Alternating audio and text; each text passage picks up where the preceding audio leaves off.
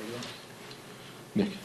Sir, do you have any comment on the reports that Congresswoman Cori Bush is under federal investigation? I don't have any comments on that. That's something for the Justice Department.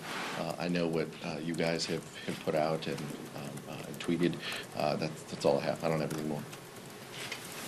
Max.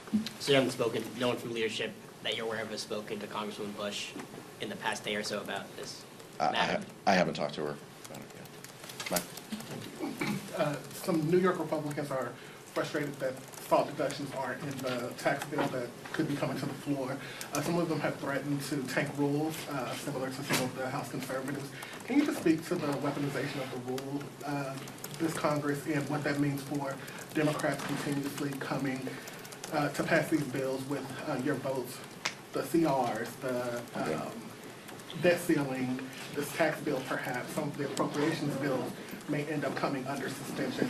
Can you just speak to the what that means that the majority can't pass these rules to get bills to the floor and are relying on minority votes to pass legislation? Yeah, I mean, it means chaos and dysfunction are the norm on the Republican side, and that anything that they want to do in a meaningful way is going to have 2/3 votes, which means Democrats are going to have to play an outsized role in providing votes to govern, to pass continuing resolutions, to fund government, to avoid the debt limit.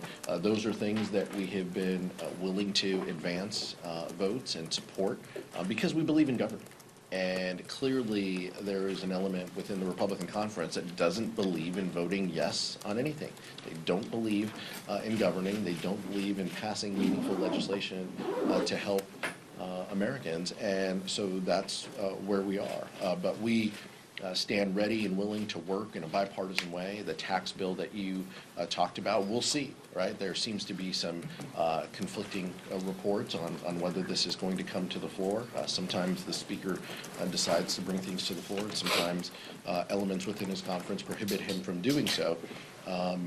We know that it passed in a bipartisan way.